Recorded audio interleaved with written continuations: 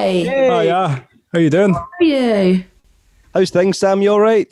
Yeah, not too bad, thank you, mate. Not too bad. What you been getting up to? Anything exciting today? My head's been in this Kiss show, so I'm just like ridiculously flat out at the moment. It's gone from nothing to just crazy. Yeah. I'm loving that hoodie. Oh, thank you. It looks very comfy. I raided the D store a couple of weeks ago, so they get me to do some like modelling, and then I just go, right, I want one in every colour times 5. We started off quite casual, and now, because I don't get out much now, Sam, I thought, you know what, I'm going to dress up every so often. Why not? I thought, why not? Bring a bit of class in. You look very smart. Me and John don't get out much anymore at the minute. I don't think many people get out much at the minute. You're pretty much on Zoom constantly right now. I know, literally, life is Zoom right now. Life is Zoom. Thank God for Zoom, Sam. Thank God for Zoom. My God, what do we do? Do you know what? Someone threw a Windows one at me the other day, and I could not work it out for love nor money. I was like, why don't you use Zoom? Why are you trying to overcomplicate things? Oh, is that like Teams? Is that Teams? Yeah, I think I've tried using that as well. I'm like, I've no idea how this works. Yeah, literally. I can work my way around a mixer, but give me like something that's not Zoom. I'm just like, oh no. Yeah, I think it was a webinar as well. I did like this cooking thing through Barclays, and I couldn't get the sound on. And me and Jess Bays were both trying to get the sound on, and neither of us could do it. And we were just like, what is going on? It's just so the simplest things. But yeah, after you've had a couple of tequilas, just It doesn't work. So it sounds like you've been keeping yourself busy this year. Have you been working away? Yeah, really busy actually. Do you know what? I had literally since March, obviously, I'd literally come off the back of an Australia tour. Then I was in Bali. Then I was home for literally 5 days. Then I was in Canada. Then previously to that, I was in America. So I hadn't stopped. I literally hadn't stopped. So obviously as soon as kind of, coronavirus hit, and I nearly didn't get out of Bali actually, because I came down, I had gastro fever, I can't even pronounce what it is, gastroenteritis. Doesn't sound good anyway. Whatever. No, it wasn't great. Trust me, it was not great. But so I nearly didn't get out of Bali because I had to have like drips and all sorts. And they said, if you're not better within 48 hours, then you have to go to hospital. But then the headlines started throwing up about coronavirus and places being shut down. So literally, George, who is the Defected events manager, he literally had to carry me through the airport. Like I was sweating.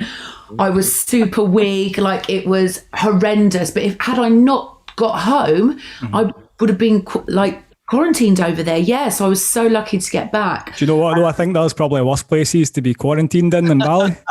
Well, yeah, that is true. That is very, very true. Yeah, I wouldn't have minded that. But yeah, for another 2 weeks after just coming back off like a raging tour, I just literally just wanted to get home.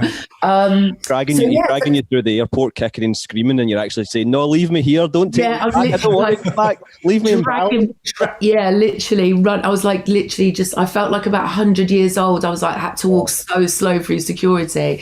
But yeah, finally got home, and then no rest for the wicked. Literally shot off to Canada. So I actually had a really good run at the start of this year. Yeah. So to be honest, when everything hit, I was just like, amazing, I've got some time off. And then obviously, days start rolling into weeks, into months, and then all of a sudden it's just like, the realization, shit, nightclubs are closed and I haven't got a job now. So I took it all in kind of my stride, and I was pretty upbeat and positive, to be honest, when a lot of people kind of, were going downhill. Yeah. This year has actually been an absolute blessing for me. I got a life coach right at the start of the year as well. So every week, my first session, just bawling my eyes out, and now I'm just like, hi guys, ready to go. Like I've just, there's been a huge shift, and I think, from touring flat out for 20 years and not stopping, I needed this more than anything, and I'm going to come out of this, a much better, stronger, person, and I went sober.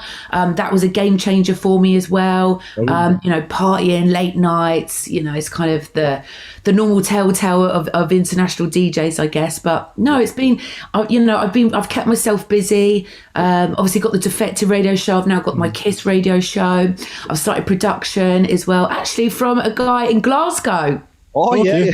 Okay. Yeah, amazing. My guy Rob, he's absolutely unreal. So yeah, same. I haven't stopped, but I've just been plotted at home. Yeah, that's it. Probably a bit of time to reflect on things. If you're saying 20 years worth of those tours and stuff, it's probably a lot of it you think back and think, I can't really remember half of that really, because so much going on at once. Yeah, legit. That is literally it. Like, I think of all the places that I've been, which, you know, I'm on my 3rd passport now, with every page has been stamped, and I'm looking at it going, don't remember that, don't remember that, don't remember that. It's nuts. But I've had fun doing it. I've definitely had fun doing it. I've put a few wrinkles on, but apart from that, I feel pretty good. I like maybe laughter lines. That's what we call them, Sam. That's it. Yeah, laughter lines. Yeah. Nothing to do with the late nights and partying and hanging out in green rooms till 8 o'clock in the morning. I mean, I'm loving your live stream setup as well. You've got Darth Vader behind you with a love necklace on there. That's great. Oh, thank you. Do you know what? I have nothing to do with that. That was all my husband. He is literally such a wizard, not only on the decks, but when it comes to building anything. Yeah, I mean, Darth Vader, he's not too keen on that. Actually, the other day he put it up and he's just like, oh, I've ripped it, so you can't use it again. And I'm just like, I'll buy another. I've actually got Biggie now as well. I've not managed to use that one. I put it down in the studio, but every time he opens the door, Biggie's just right there staring at him. Trying to pick that off now, so that's only going to come out on special occasions. But yeah, I mean, we literally had to whip that up. I mean, as soon as we kind of got an inkling that, you know, nightclubs are going to be shut for a while now, we literally, you know, were on the phone to Pioneer. You know, what else can we do? Because, you know, we can't just sit here twiddling our thumbs. We still want to be playing music. And thank God for the Defected live streams, you know, they have really, really kept me going. Absolutely phenomenal, the Defected. They really took it to a different level with the live stream, didn't they? They took up to a new level, I think. Oh, I mean, if you saw the last one, like, I mean, I was so blessed to do my very first one at Ministry, and my last one was at Ministry, and I hadn't, obviously, you know, it's different when you're playing out live streams, and, you know, I've done quite a few socially distanced parties now, but obviously they're not the same. It's amazing to play music, but I can just feel the tension that people just want to get up and dance, you know, and they can't dance to this. And it's heartbreaking for me. I actually said to my agent, I was like, should I sit down and play so I feel like I'm on the same level as everyone else? And he's like, no, you just do your thing. And I'm like, God, I just feel so sorry for people. But yeah, I managed to get to Ministry, I think it was about a month ago. And wow, I was shaking. The adrenaline going through me was just unbelievable. And I was just like, wow, I knew that I missed playing clubs, even though I'm not quite ready to go back yet, but that just ignited a fire in me that I'm just so blessed that I got to, you know, that I got to play in a nightclub when all of them are shut. You know, I'm very, very lucky, very lucky. It must have been quite a surreal experience as well, like DJing in that venue, like without the audience there as well, but knowing that everybody's watching it. Yeah, it's nuts. Do you know what? Because the first live stream, I mean, I was lucky enough to do the Tower Bridge in London, probably, I think that was 2 years ago. So that was my first ever live stream. So I got it. Like Simon said to me, even though you're not playing to anyone, you're actually playing to thousands of people online, you know, so I was quite lucky in that sense. When I did the first one in March and it was to no one, yeah, of course it's weird, but when I did this one, I was just like, I'm playing to everyone, like I don't care that there's no one on the dance floor. And I literally thought, even if it's this for a while where I'm playing to no one on a dance floor, I'm absolutely okay with that, because, you know, I hadn't played on a banging sound system for so long, and that is what I think, you know, I was just in the moment, and, you know, I was singing and I was dancing, and I didn't care that anyone was there. I was just having a wild time, absolutely wild. It was amazing. Even though you've taken a year out, though, Sam, it sounds like you're itching to really get into those clubs again, though, I think, aren't you, like everybody else, and just feel that music again, feel that vibe?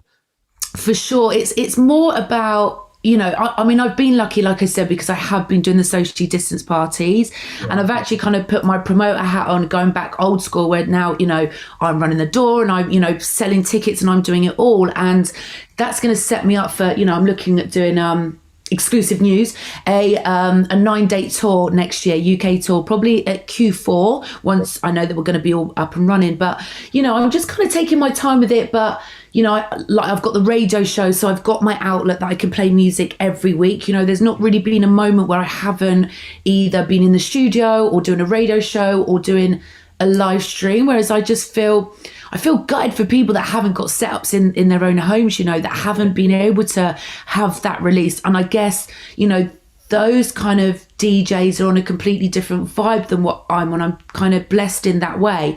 So that's why I try and be positive when I'm on my socials and things like that, to stay positive, because of course, don't get me wrong, everyone has their bad days. You know, I've had my absolute meltdowns in lockdown, but predominantly just kind of being there for people, you know, that aren't kind of as lucky as what I guess that I've been. You know, I've been very, very lucky. Yeah.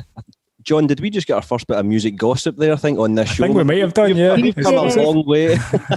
You did. And I'll give you another one. Well, I'm actually working on a huge remix at the moment, actually. This is exclusive news as well. TJR Just Gets Better, which is I'm a huge garage girl at heart. And yeah, that's pretty much nearly finished now. I've been working on that since February, actually. Okay. Since February. Yeah, it's been kind of stop and start, the whole kind of production, because I like to get in the studio with my engineers, but obviously predominantly I've had to do a lot over Zoom.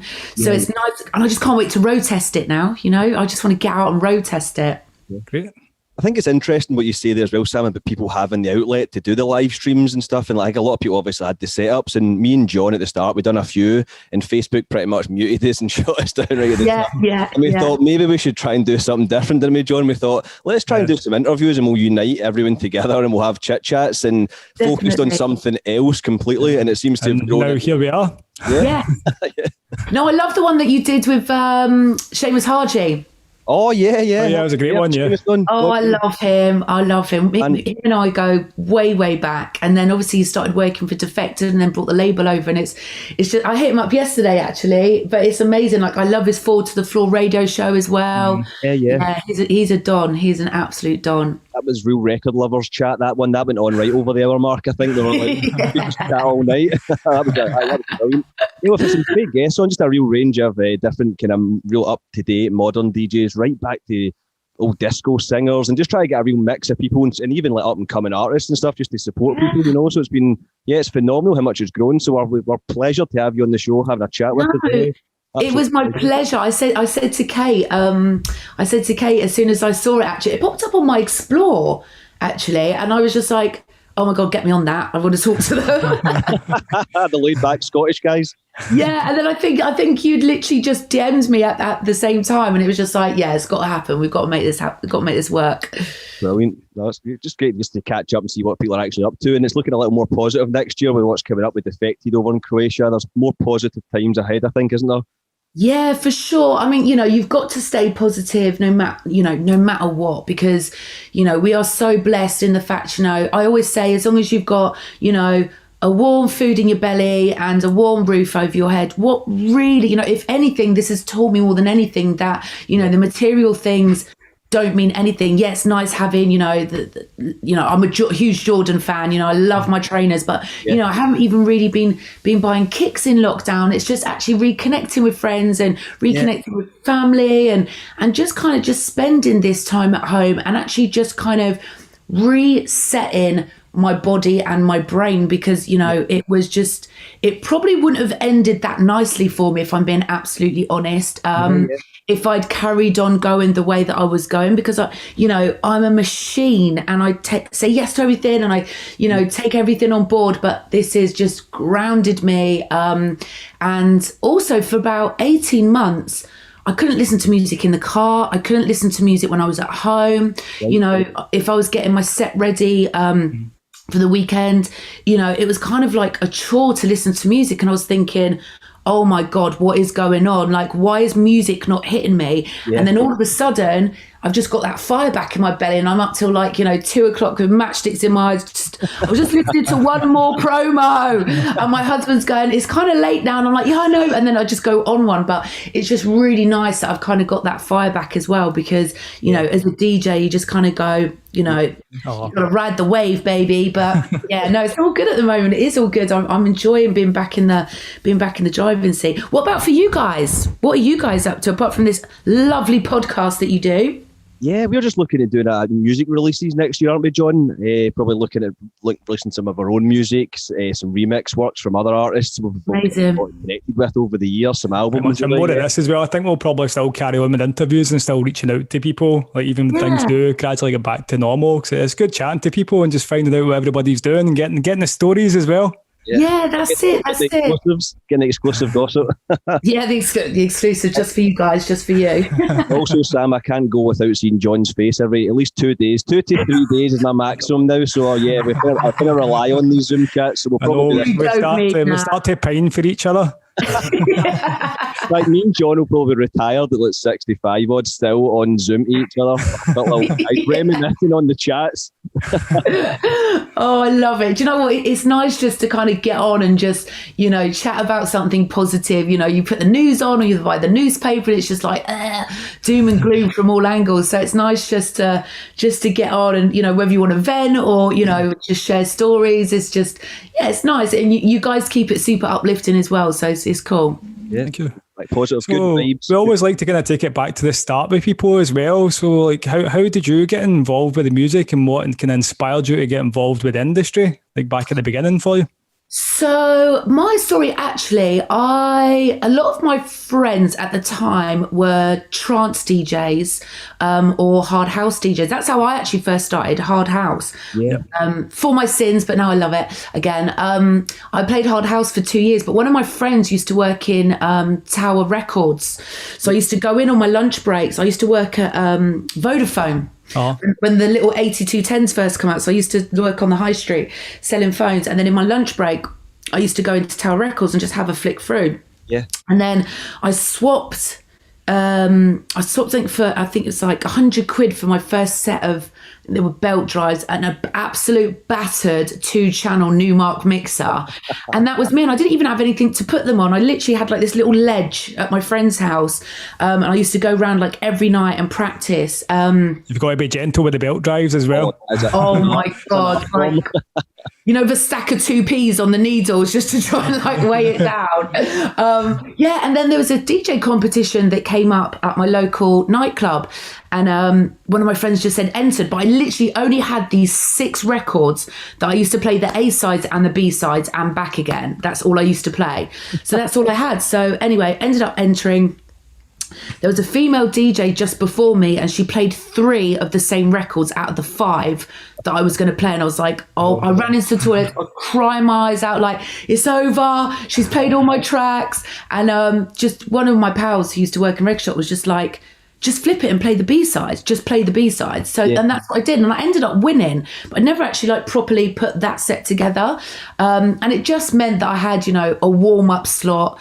I literally played to no one for about 3 months in this local nightclub. Yeah. And then they offered me a booking as a junior booker.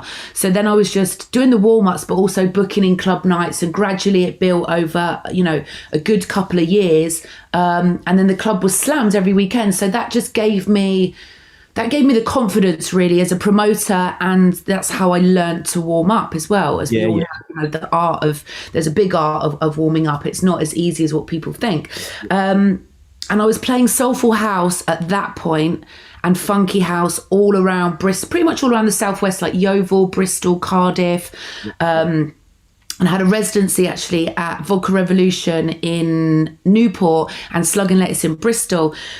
But at that time, it was around 2005 where vinyl started to fade out and digital came in. Yeah. So soulful house just went back underground again, or it was obviously still huge in the States. So my gigs dried up. So I was like, okay, what am I going to do? So my friend he was doing putting a subliminal party on in Bristol. Yep. And he was like, Harry Choo Choo Ramiro, or I think it was Harry Choo Choo Ramiro, had dropped out. And he was like, can you come and play? And I was like, dude, I've got no records. And he was like, and one of my friends had a box of records. He was like, just take my box of records. And I was like, what? I've never played this music before. Literally played it way too fast. Like Barbara Tucker sounds like a chipmunk at this point, where it's just like, it was a car crash. But I was just like, actually, I really, really enjoyed that. And then I never, ever played hard house ever again. I was just fully sold on soulful. And then, the gigs kind of dried up. So I went to Ibiza in 2005. Don't remember anything about that summer. I was just completely off my rocker every night, drunk, just having a lovely, lovely time. I don't know how people survive full summers out in Ibiza. Even a week or 2 weeks is enough for me. I need about a month to recover after that. Oh my gosh, I hear you. I did 5 seasons in the end, and now this would have been my 15th summer as a resident in Ibiza. So yeah, this is the only year that I've had off in 15 years. But yes, I moved to London in 2006 and I started working in a record shop in Notting Hill. I'd previously been working in a record shop in Bristol. Aaron Ross, who was the A&R at Defected at the time, came in and I sold him a white label. And literally the rest is history from that, because the next year I went out to Ibiza. I met Simon Dunmore, was just that annoying chick hounding him for promos and music. He must have been like, oh no, here she is again. But he always said to me, he remembers me because I was the girl at the front of the dance floor singing the words to every Defected song, literally. And then when I got back to London, he called me up. And I remember he was like, come and meet me in central London. And I was... I think we were outside Topshop or something. We jumped in a black cab on the way to the office and he was like, I want to offer you a job next summer. And I was just like, what? And he was like, I want you to be events manager for Defected at Pasha. And I was just like, yeah, cool, I can do that. Thinking, oh my God, what have I just said yes to? Spent the whole winter crying myself to sleep thinking, what have I said yes to?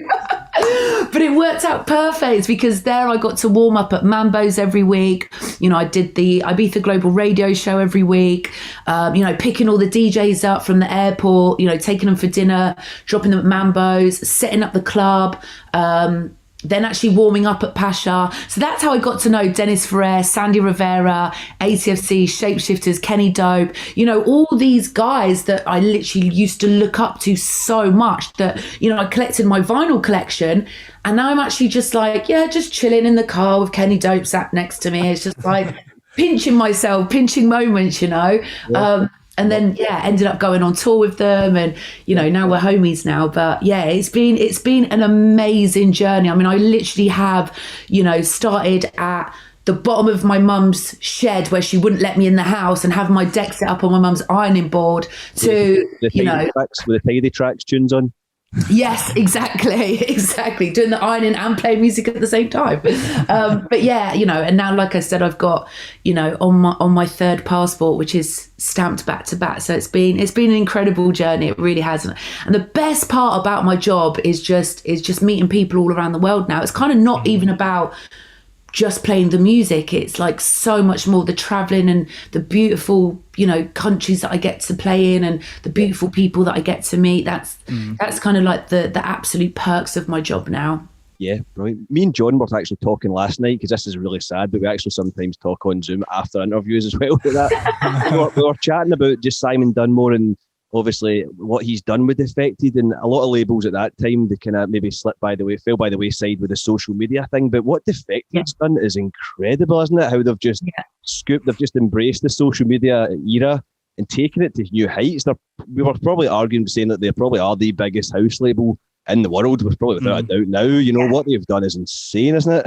Yeah, they've got Simon's vision is incredible anyway, from his background from, AMPM Records. And then, his background is just insane. He's a very, very clever businessman, and he's worked with like every artist under the sun as well. But his team in the Defected office are just insane. They're very much devoted to the cause, I guess, and I think that is what shows more than anything. They're, especially like you were saying, the content that they put out, it's very positive. It's not just music, it's music based, but you have the dancers and all the rest of it, and it's just I think they have definitely flourished in lockdown as well. They're saying that they're coming out of this a new music era company. I went to the offices actually the new offices they've just started building. Simon's been throwing up pictures of the photos of the new office, and I was on FaceTime to him a couple of days ago and he was showing me around,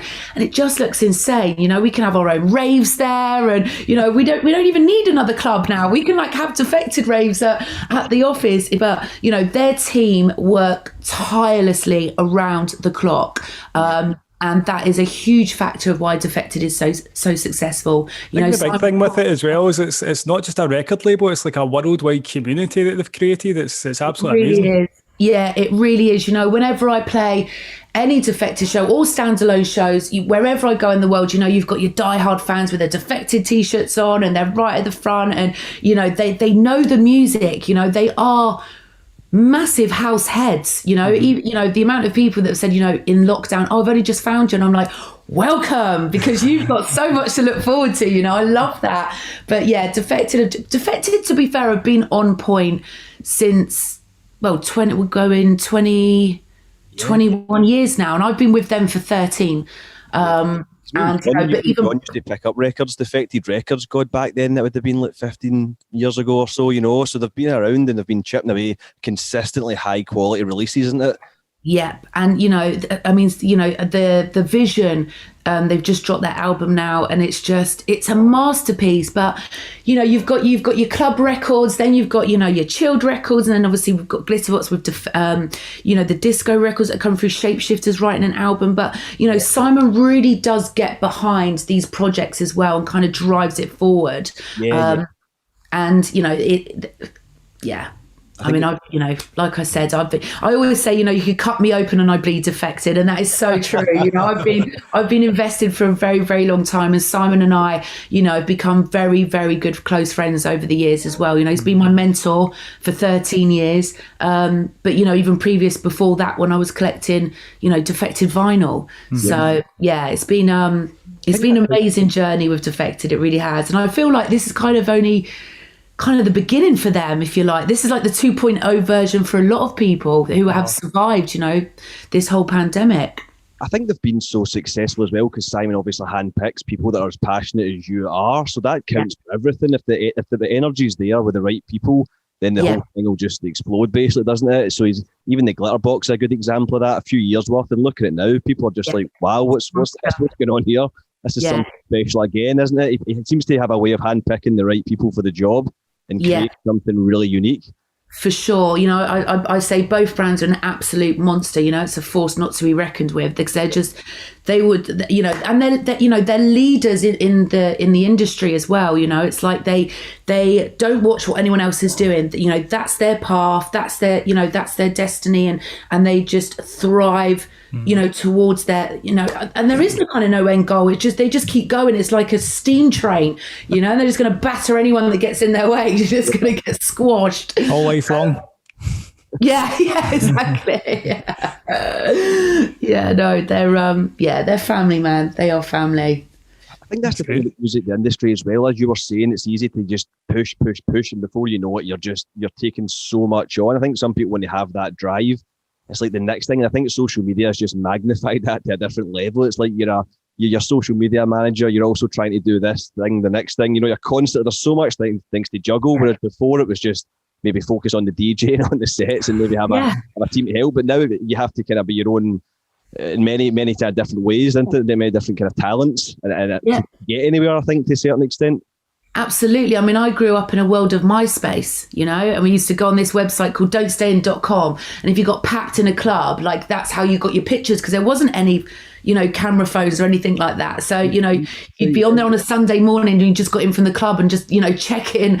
Oh my God, is that photo okay? But yeah, I mean, I've been building my team for a really, really long time. I mean, obviously I've got Kate, my amazing assistant, and then I've got, you know, Andy, my agent, who is incredible. But he's not only just an agent, you know, Kate's not just an assistant, they're my best friends as well, you know, and they have so much empathy for me, you know, when I'm knackered from shows or just from touring in general, you know, they'll be like, are you sure you want to do that interview, or are you sure you want to do that gig? And just having that empathy for artists, again, because I think, you know, managers and agents have a duty to look out for their artists. And like you said before, it was just literally, you know, get on the road, drive 3 or 4 hours down the road, play your gig, come back, done. And then, you're ready to go the weekend after. Whereas now, like you said, you have to be like, it's about content and your image and your brand, and you've got to be careful who you put out to, because for me, I'm now inspiring girls as young as 10 years old. Their parents are DMing me. I'm an inspiration to young girls, and I need to create a safe space for them for when they come through. So, I have to be on top of my game. And as you know, you're not always going to be on top of your game. And it's really important now more than ever that I am a good role model to, young artists coming through.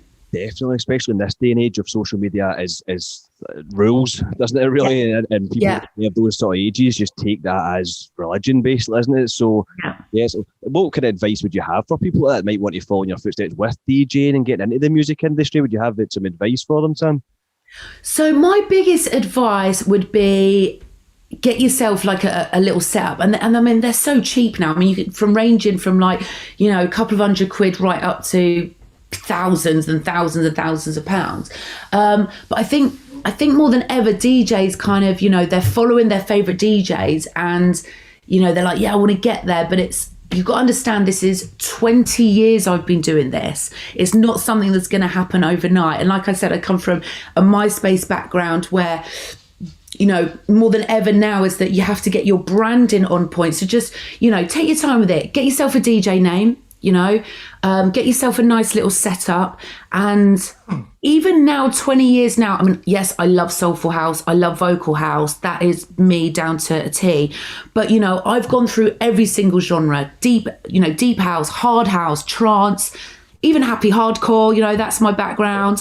So just I love my happy hardcore, and John always winds me up for that. Oh my God, I love happy hardcore. That was my thing when I first started raving, was to happy hardcore and hard dance. I think everybody started with happy hardcore, though, don't they? That's the entry point for everybody. Oh my God, John, we've got a guest on that's loving a bit of happy hardcore. You've made my day, Sam. You've made my day. Love it. I absolutely love it. But yeah, and my number one thing, there's this really good book called Last Night a DJ Saved My Life. Yeah. And anyone who wants to be a DJ should read that book. Like, it's got the history of everything, like, the Chicago house, Detroit techno, disco, hip hop, everything, because I think it is so important to know your history and knowledge on what you are going into. I think that is the most important thing. It's not just about getting a set of decks, throwing the decks up, playing after parties or to your friends. Like, if you really want to be in it, you've got to know your history and where certain genres were born. I think that is so important. So yeah, Last Night a DJ Saved My Life. That is an amazing book, and that's like an entry book that I got, someone told me to read. Yep. And yeah, set yourself up a little. You've got to have SoundCloud, an Instagram page. But don't worry too much about those things. Just set it up so you've got it there, because then you're kind of leveling up to something, and just enjoy it. Enjoy the journey. I've enjoyed my journey so much. It's never been, I've never forced anything. And, 20 years in the game, I'm still here. I'm still doing it. I'm still, traveling the world. I'm still speaking to you guys about my experiences. You've made it. You've really made it when you talk to us too, Sam. That's when you know you've really This is it. This is what I'm saying. I've made it, guys. I have made it. It's a lot more accessible now for people to get started with the actual technical side of it. Like, back in the day when we first started, you had to sell a kidney so you could afford your Technics decks, You'd have to get about 3 people to carry them. Literally. I managed to buy one record. I remember I could afford one record, and I had to wait the next weekend to get my paper round money so that I could go and buy a second record to actually mix. Exactly. Just listened to that one record all week. Spending £9 on a promo.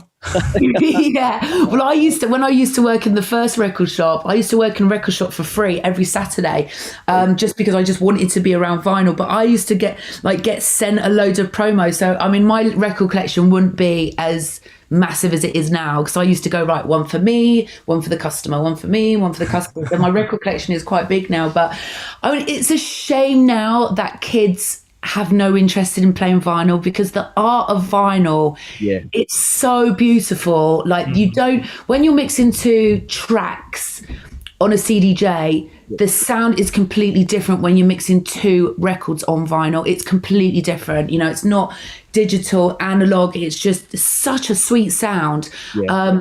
But, you know, kids are they just want everything and they want it now, you know. They're not kind of interested in the history of anything, you know. But that's just their generation. And I don't hate on them for it, but I'm like, you're not a real DJ unless you can mix on vinyl.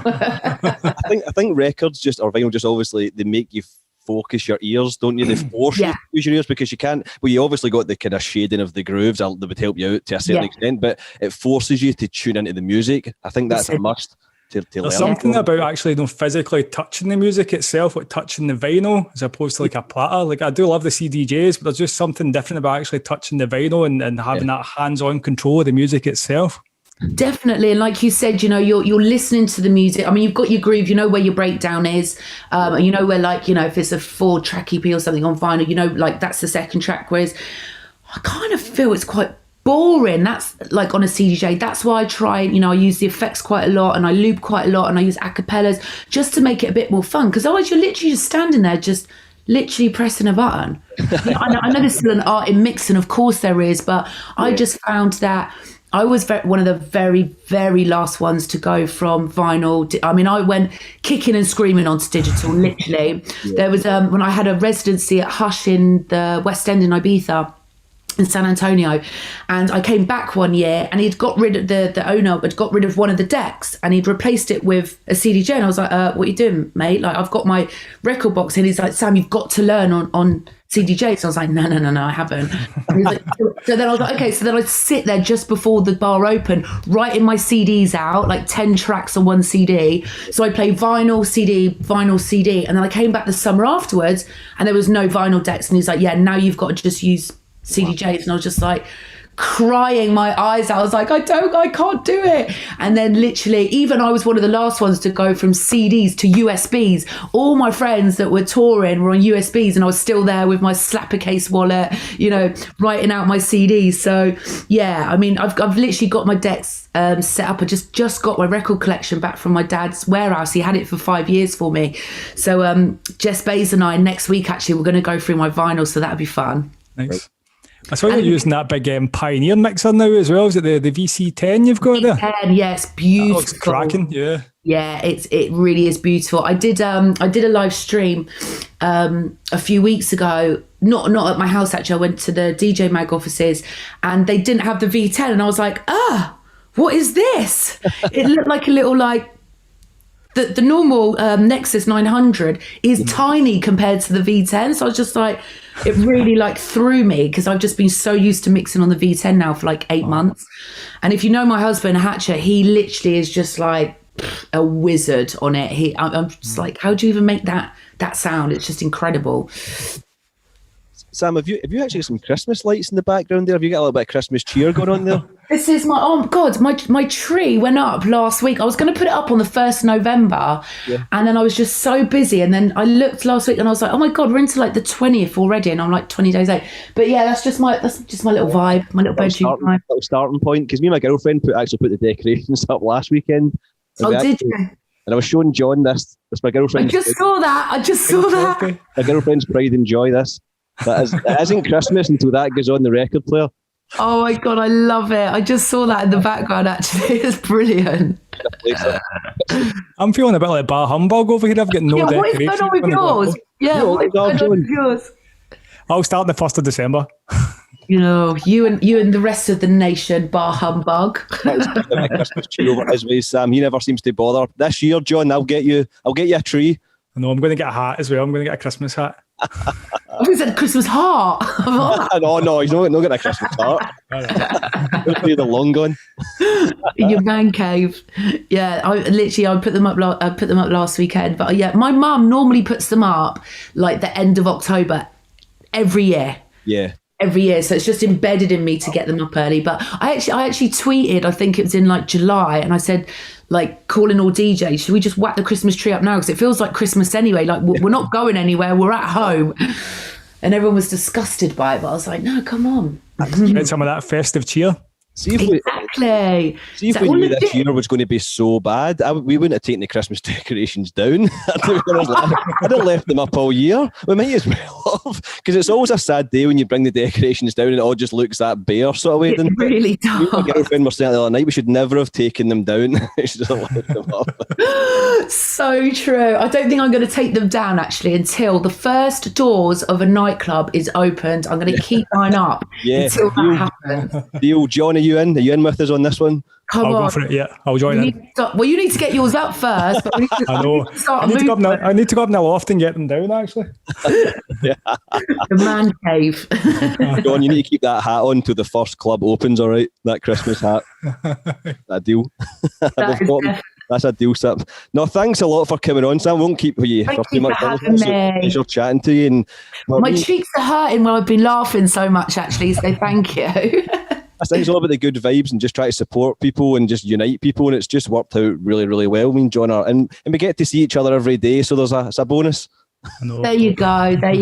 Well, guys, keep doing what you're doing, because as I said, like, my cheeks are hurting from smiling and laughing, so thank you so much for that. I needed that today, so thank you, and thank you so much for having me on. And I think you guys are absolutely brilliant what you're doing, and keep doing what you're doing. Yep. Thank you. You too, Sam. Keep up the great work. Honestly, you guys are kicking ass over there, and I think these are a new fire found in you, like you say, for next year. There's a lot coming next year, I think. Yeah, just before we go, Sam, what's next on the agenda for you? What's the next stage of the plan for yourself? So, I mean, I'm still carry on meditating. That is now numero uno. Lighting my incense and saging the crap out of absolutely everything. I mean, I'm really, really busy in the studio. Like, literally, I'm, on Zoom calls with my engineer every single day. So there's going to be a lot more music coming next year.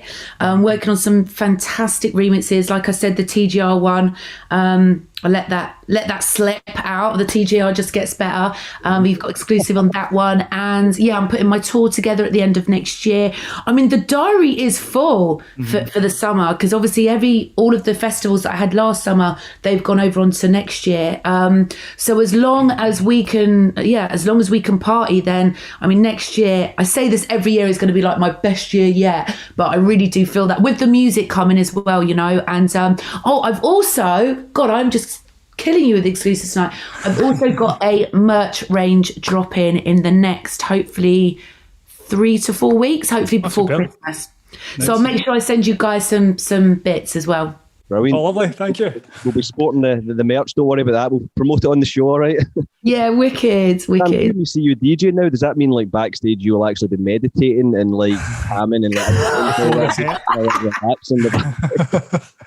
I'm going to put it on my rider, sage and incense. That's a change, girl, right there. That's it, yeah, sage and incense. And just loads of cowbell. Yeah, brilliant. That sounds good. We'll come join you, don't worry. Amazing. Take care, Sam. We'll catch up with you again soon, all right? Yeah, wicked. Thank you, guys. Sure. Take care. Thank you.